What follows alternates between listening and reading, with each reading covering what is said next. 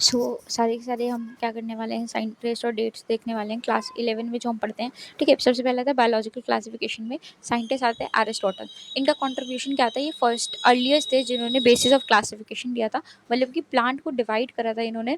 ठीक है, into trees, herb, shrubs, और डिवाइड करता है एनिमल्स को into two groups with the red blood cells and without red blood cells.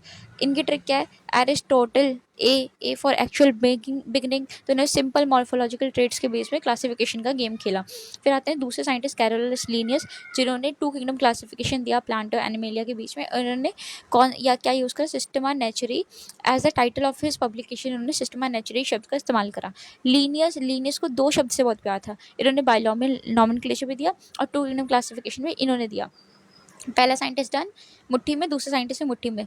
तीसरा साइंटिस्ट आते हैं डेमेत्री इवानोस्की। इन्होंने 1892 में क्या कंट्रीब्यूशन दिया, इन्होंने सर्टेन माइक्रोब्स को रिकॉग्नाइज करा एज अ कॉजल, मतलब इन्होंने बताया लगाया कि यही कॉजल ऑर्गेनिज्म है मोजाइक डिस ऑफ टोबैको की। ठीक है, और ये पास कर सकते हैं बैक्टीरिया प्रूफ फिल्टर से, मतलब कि इतने छोटे साइज में कि बैक्टीरिया प्रूफ फिल्टर्स को भी पास कर सकते हैं। ट्रिक क्या है, इवानोस्की क्या थे, फिल्टरमैन, इवानोस्की द फिल्टरमैन, इवानोस्की द फिल्टरमैन, मतलब इन्होंने प्रूफ करा कि पैथोजन क्या है, बैक्टीरिया से भी छोटे हैं।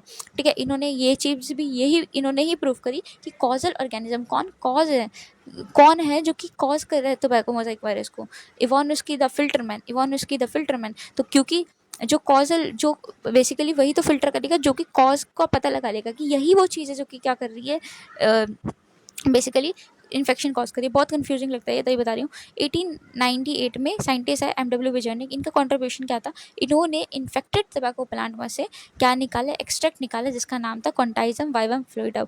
ठीक है, विजर्निक बनाते थे जूस, बेजर्निक बनाते थे जूस, इनके स्पेलिंग में भी जे आता है, तो जूस बनाते थे। जूस बना के इन्होंने क्या करा, जो भी इन्फेक्टेड प्लांट था उसका वो एक्सट्रैक्ट निकाल लिया जो कि इन्फेक्शन कॉज करता है, और बेसिकली कॉइन करा इसे कंटाइजम वाइवम फ्लूइडम। यही वो फ्लूइड है जो कि क्या कर रहा है, इन्फेक्शन कॉज कर रहा है। ठीक है, बेजर्निक द जूसमैन, बेजर्निक द जूसमैन। ठीक है, फिर आते हैं साइंटिस्ट डब्ल्यू एम स्टानले। ठीक है, एम.डब्ल्यू. दे रख सकता है पेपर में, ध्यान रखना, डब्ल्यू एम स्टानले, जिन्होंने शो करा कि वायरसेस हमारे क्या हो सकते हैं, क्रिस्टलाइज हो सकते हैं, और ये क्रिस्टल्स हमारे किसके होते हैं, लार्जली प्रोटीन्स के होते हैं। ठीक है, Stanley made stand still, Stanley ने कहा कि स्थिर रहो, खड़े रहो, स्टिल रहो, मतलब कि इन्होंने क्रिस्टल्स बनाए। ठीक है, स्टिल स्ट्रक्चर्स होते हैं ना, क्रिस्टल्स स्टिल स्ट्रक्चर्स होते हैं, सबको पता है। फिर साइंटिस्ट है R.H. विटेकर। इन्होंने 5 किंगडम क्लासिफिकेशन दिया, मतलब मोनेरा, प्रोटिस्टा, फंजाई, प्लांटे। तो विटेकर ने क्या करा, 5 किंगडम क्लासिफिकेशन दिया। ठीक है, 5 स्टार दिए, 5 स्टार दिए, विटेकर ने 5 स्टार दिए। फिर आता है T.W. साइंटिस्ट टीओ डाइनर ने बेसिकली न्यू इन्फेक्शियस एजेंट्स बताए जो कि वायरस से भी छोटे थे, और इन्हें वायरॉइड नाम दिया। और वायरॉइड्स क्या करते थे, पोटैटो स्पिंडल ट्यूबर डिसीज करते थे। तो बेसिकली इन्होंने टीओडाइनर, ओ वाली टर्म आ रही ना, ओ बोले तो वायरॉइड, वायरॉइड में भी क्या आता है, ओ आता है। वायरॉइड अगर स्पेलिंग लिखो तो उसमें भी क्या आता है, ओ आता है। ठीक है, वायरॉइड और टीओडाइनर। फिर प्लांट किंगडम में आते हैं चैप्टर 3। तो जॉर्ज बेंथम और जोसेफ डाल्टन हुकर का कंट्रीब्यूशन क्या था, इन्होंने नेचुरल क्लासिफिकेशन सिस्टम दिया फ्लावरिंग प्लांट्स के लिए। ठीक है, बेंथम एंड हुकर क्या कहाँ देखते थे, नेचर में देखते थे, ऐसे भी याद कर सकते हो। ठीक है, इन्होंने बेसिकली दोनों फीचर्स पे क्या करा, फोकस करा, एक्सटर्नल इंटरनल। अब आते हैं सेल स्ट्रक्चर एंड फंक्शन में। यहाँ पे बहुत सारे साइंटिस्ट आपको दिख सकते हैं। तो पहले साइंटिस्ट आ जाते हैं एंटोन वॉन ल्यूवेनहॉक। इनका कंट्रीब्यूशन क्या था, इन्होंने पहला लिविंग सेल देखा था, सबको पता है, एल्फा लिविंग, एल्फा ल्यूवेनहॉक। ठीक है, जिंदगी जीने का मकसद एल्फा लिविंग। ठीक है, साइंटिस्ट फिर आते हैं रॉबर्ट ब्राउन ने क्या करा, रॉबर्ट ब्राउन ने बेसिकली डिस्कवर करा न्यूक्लियस को। ब्राउन न्यूक्लियस से आप याद कर सकते हो, ब्राउन न्यूक्लियस से याद कर सकते हो, रॉबर्ट ब्राउन और ब्राउन न्यूक्लियस। ठीक है, तो बेसिकली इन्होंने बताया एक थिक ब्राउन सॉलिड सेंटर है इनसाइड द सेल, ऐसे याद कर सकते हो कि क्या है, इनसाइड द सेल एक थिक ब्राउनी सेंटर है। ठीक है, ब्राउन रॉबर्ट ब्राउन। ठीक है, फिर आता है साइंटिस्ट जिनका नाम है मैथियस किल्टन। मैथियस किल्टन क्या थे, एक जर्मन बोटानिस्ट थे।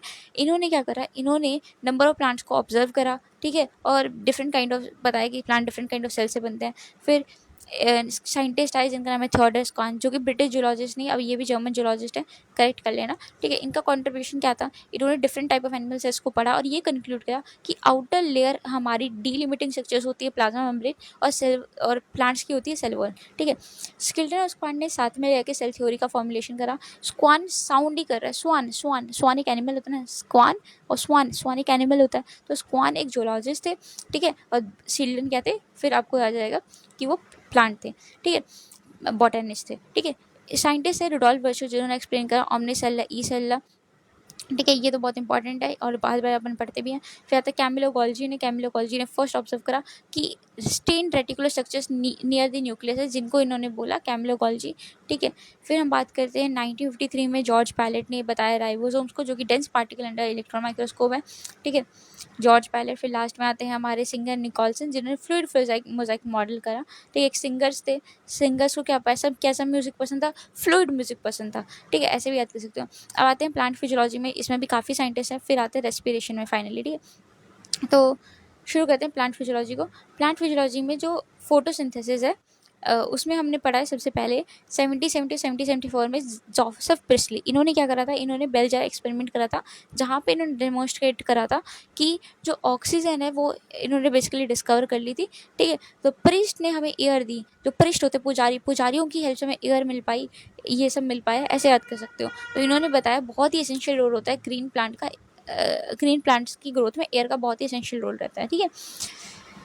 फिर आते हैं हमारे इंजन जी ने क्या करा, ठीक है, बताती हूँ इंजन जी ने क्या करा। इंजन जी का कंट्रीब्यूशन था कि सनलाइट बहुत इंपॉर्टेंट है, ठीक है, क्योंकि वो क्या करती है, प्योरीफाई करती है इस फाउल एयर को। तो इनका मानना था कि जो खराब हुई थी एयर, इसे फाउल एयर को किसने प्योरीफाई करा, सनलाइट ने करा।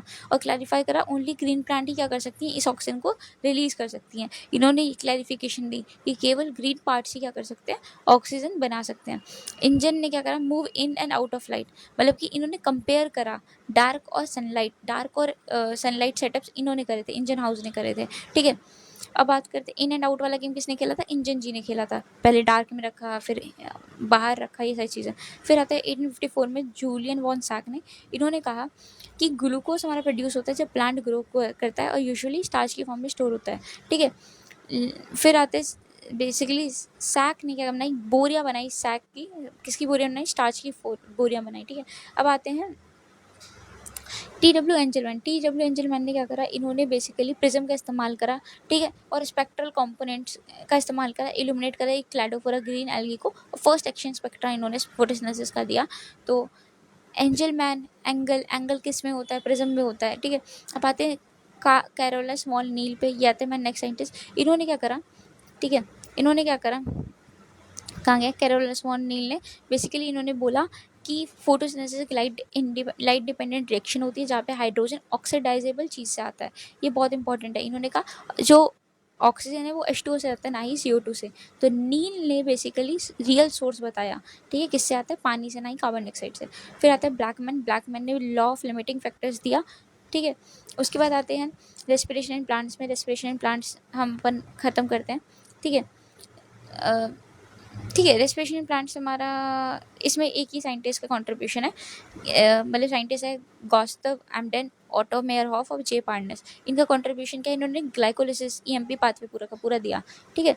EMP pathway Embden Meyerhof has termed as the EMP pathway, ठीक है। अब बात करते हैं प्लांट ग्रोथ एंड डेवलपमेंट है, बहुत सारा है इसमें, ठीक है, फटाफट देखते हैं अपन। तो साइंटिस्ट है जिनका नाम है चार्ल्स डार्विन, फ्रांसिस डार्विन। इनका कंट्रीब्यूशन क्या था, इन्होंने कॉलियोपटाइल ऑफ कैनरी ग्लास को देखा कि वो बेसिकली यूनिलेटरल इल्यूमिनेशन से किसकी तरफ बेंड कर रही है, लाइट रिसोर्स की तरफ बेंड कर रही है। साइंटिस्ट क्या है, FW बेंट, ठीक है। इनका कंट्रीब्यूशन क्या रहा, इन्होंने ऑक्सीजन, पहला साइंटिस्ट हमने देख लिया चार्ल्स डार्विन का कंट्रीब्यूशन और फ्रांसिस डार्विन का कंट्रीब्यूशन। फिर FW वेंट है, इन्होंने क्या करा, ऑक्सीजन को आइसोलेट करा coleoptile of oats and oat seedling से। Went went to find auxin, Went ने ऑक्सीजन का आविष्कार करा, ठीक है। फिर आते हैं हमारे 1962 में कुरुसावा ने बेसिकली क्या करा, कुरुसावा ने रिपोर्ट करा appearance of symptoms of bakanae foolish seedling in uninfected seedling when treated with sterile. जो बोलते हैं अनइन्फेक्टेड सीडलिंग को हम बेसिकली ट्रीट करते हैं फंगस वाली के साथ, तो उसे हो जाती है वो, ठीक है।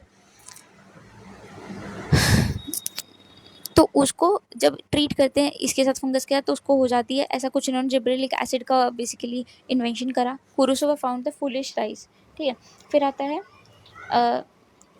1955 में एक साइंटिस्ट है जिनका नाम था F स्कूग मिलर एंड उनके कोवर्कर।